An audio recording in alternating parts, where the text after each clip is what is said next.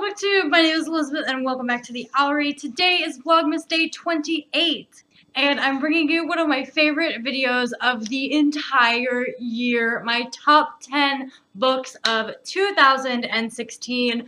This was really hard because I had almost 30 5-star books this year, so but I'm just going to give you my top 10 and I will not put this in order from like 1 to 10. I just really don't think I can.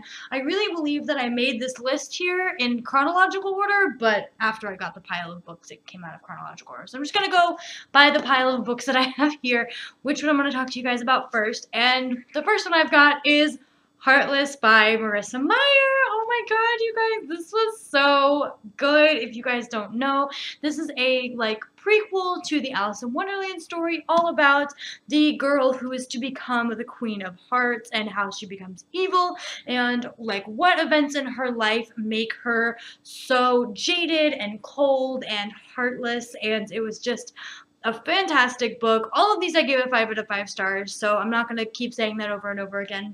I gave them all 5 out of 5 stars. They were fantastic. So was this one. It tore my heart out and it broke me and it just, oh my god, it's like love is dead, but I was not disappointed in this. It was exactly what I was hoping to get from this story. I knew, you know from the very beginning that our main character is going to become the Queen of Hearts. So something happens to her that just tears out her soul and makes her, cold and heartless, and I was not disappointed. This book was absolutely fantastic. Let's get my Marissa Meyer books out of the way, shall we? Because the next one on my list is Stars Above. This is the novella collection bind-up thing from the Lunar Chronicles series. And again, just so good. I think there's 5 or 6 novellas in here, and the last and final one was advertised as the wedding of the galaxy or of the century or something like that. And so we knew that one of our main characters were getting married, and there was so much speculation as to who it was going to be. Chloe, my best friend, really wanted it to be Cinder and Kai, and I really wanted it to be Scarlet and Wolf. And, I'm not going to tell you who it was, but regardless of who got married, the ending was perfect. It gave us, that last and final hurrah that we needed for this series, and it kind of just wrapped everything up so nicely. It gave us stories from the entire series that we needed to fill in some space in there, and it was just so good, you guys. And if you guys haven't read the Lunar Chronicles series, I highly recommend it. It's just so good, you guys. It is so good. Oh my god, I love this story so much. The next book on my list is actually going to be the first 2 books in the series that I read this year, and that is A Court of Thorns and Roses and A Court of Mist and Fury by Sarah J. Maas. So I was putting off reading this book for a while because it is a fairy book, and I have never read a fairy book that I enjoyed until I met this one. It was so good, you guys. Our main character, Feyre, shoots a wolf that is going to kill her dinner, she's hunting a deer for her dinner, and this wolf comes up and is about to kill the deer, so she kills the wolf instead. And little does she know that wolf was actually a fairy in disguise. So Tamlin, who is another fairy, comes to Feyre and it says, well, you took a fae life, and so in exchange we have to take your life, and or you can come and live with us in the fairylands forever. And this is a Beauty and the Beast retelling, and I can definitely see where it's the similarities run. And then A Court of Mist and Fury, I won't tell you about it because of spoilers, but it is a Hades and Persephone retelling, apparently. Well, I mean, I saw the connection there too, not as much as with the Beauty and the Beast and A Court of Thorns and Roses, but I definitely can see how they're both retellings of those stories. And it's such a great novel. It's such a great story, and I'm really excited for the 3rd one to come out. It's A Court of Wings and Ruin, and these books are moving around so much because they're both so heavy to hold at the same time. But I love this series so much. I really enjoyed it. If you guys are like me and you don't really like fairy books, I suggest trying A Court of Thorns and Roses just to see if it's better than other fairy books that you've read, because I had never read a fairy book that I enjoyed, but I really enjoyed these 2. They were amazing. The Wrath of Madonna by Renee Ahdieh. I was very hesitant to pick up this book because I hate the cover, and it's the color of the cover that I don't like this orangish red, burnt orange color. I am not a fan of, and I had not seen it at the bookstore. When this book came out, I had just seen people holding it, and it just looked like the stars and the dots on the front, and the color, and I was like, nope, not reading that. The cover's hideous, and I'm like really bad at judging books by their cover. But I saw this book at the bookstore, and I realized that like on the cover there's like she's like behind, it's kind of like a glass or like a door with holes in it, and there's a girl behind there, and I was like, oh, that's interesting. I hadn't seen that when I was watching it on BookTube, and then I opened it up, and the inside was like her, and I was like, wow, that's really pretty. And I wish that they had done like just her on the cover. That would have like I would have liked that a lot more. And then I read the description, and I was like, okay, I'm sold. I'll read it, I guess. And it sat on my shelf for a while until I finally read it a couple of months ago, and I loved it. Mostly because of the writing.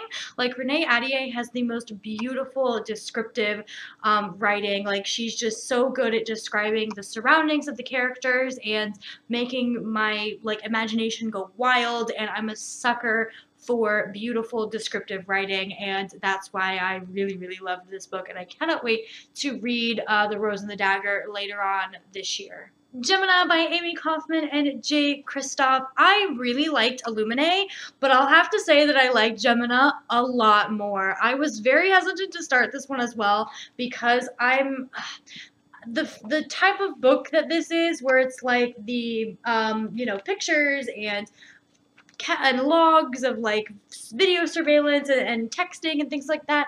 It gets a bit much for my head sometimes, and it's hard for me to keep track of all the different characters, especially because like a lot of them text and their like last names and when they're doing like a text log and stuff. So I was hesitant to read this, and I was like, I had forgotten a lot of the information from Illuminae too, but as soon as I started reading this, all the information from Illuminae came back to me, and I fell in love with these characters. I loved these characters in this book so much more in Illuminae. Illuminae was still really, really good, and I believe it made my favorite list of 2015, but the characters in here were just so badass, especially the girl. So Hannah is just like really, really cool, and I loved her character. I love Nick's character, and I really liked where the story was going. It was so action-packed, and the twist at the end, Amy Kaufman and Jay Kristoff are like so good at giving you those big twists at the end of their stories, and this was like, it did not let me down for that. This was amazing, and I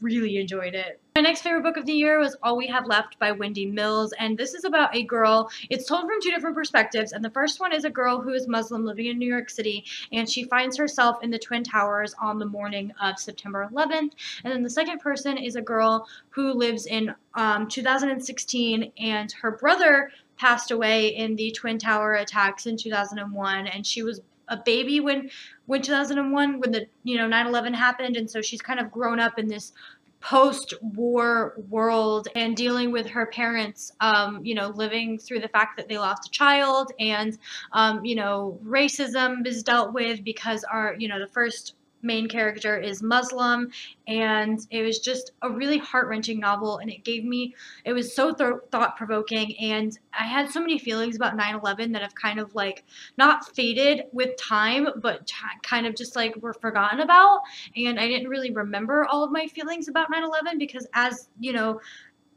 I don't believe in time heals all wounds, but time makes like the pain less, and you kind of like think about that pain less and less. And so as I've gotten older, living through post 9/11 world, all of my feelings about 9/11 have kind of like faded, and I just don't remember them as much. But reading this book made everything so much more real, and experiencing and reading about someone's first person experience in the Twin Towers after they were hit by the planes was just so emotional. And the Wendy Mills was able to, she took a lot of information from interviews from real survivors, and how it was in the Twin Towers and what they experienced. And so it was just a really good, well-researched, emotional book, and I loved it.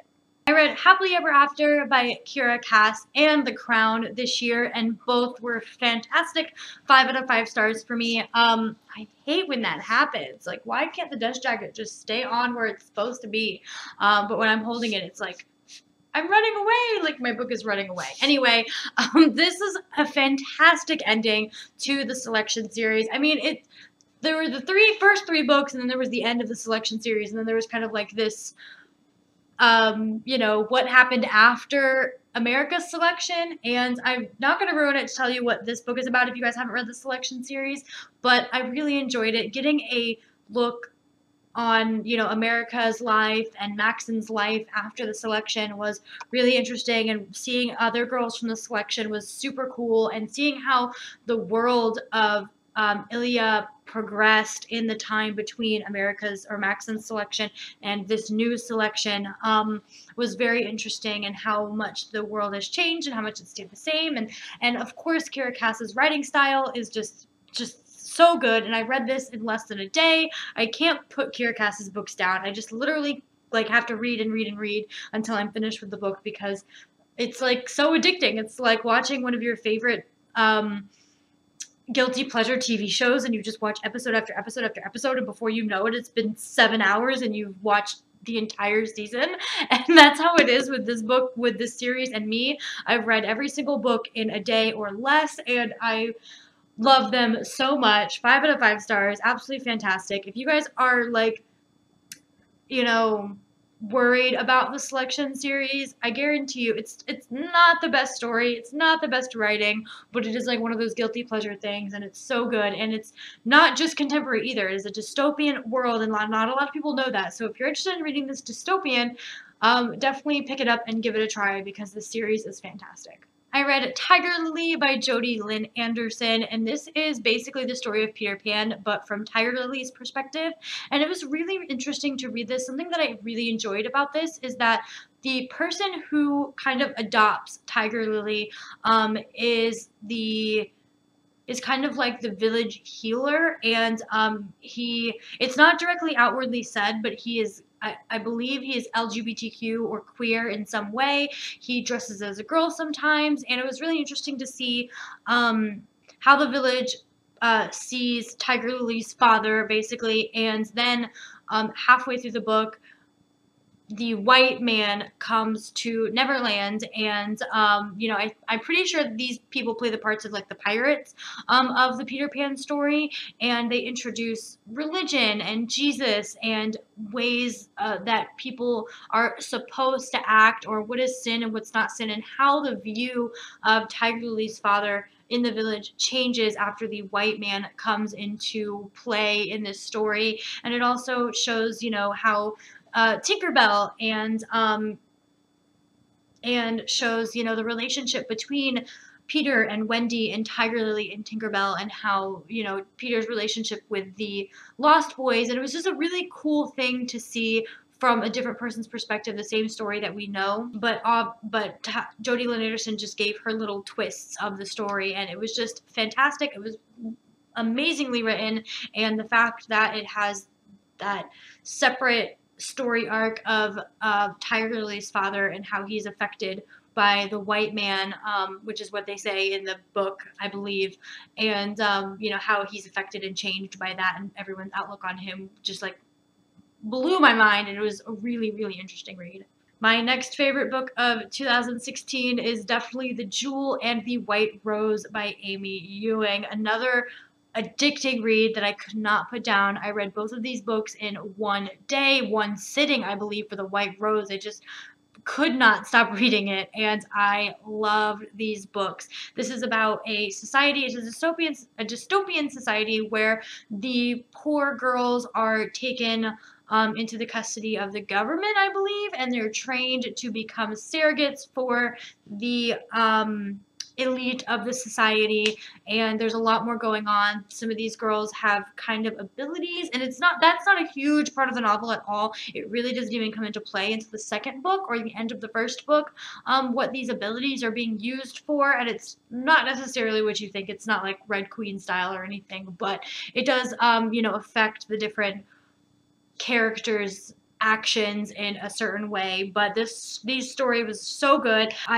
I love dystopian, and I'm just a sucker for all things dystopian, so this really piqued my interest, and I loved the series so much. And last, but absolutely, definitely, certainly not least, is The Beauty of Darkness by Mary E. Pearson. This is the third and final book of the Remnant Chronicles, and it was so satisfying, so satisfying, you guys. This beast of a book was amazing. I really can't give you guys much information on this, but the first book in the series, called The Kiss of Deception, is about our main character, Leah, who is about to be married, and it's an arranged marriage, and she's never met the man before, and so she takes her life into her own hands, and she runs off to start over, start a new life, run away from this marriage, and the prince that she is supposed to marry goes after her, and then an assassin from a third kingdom goes after to kill her.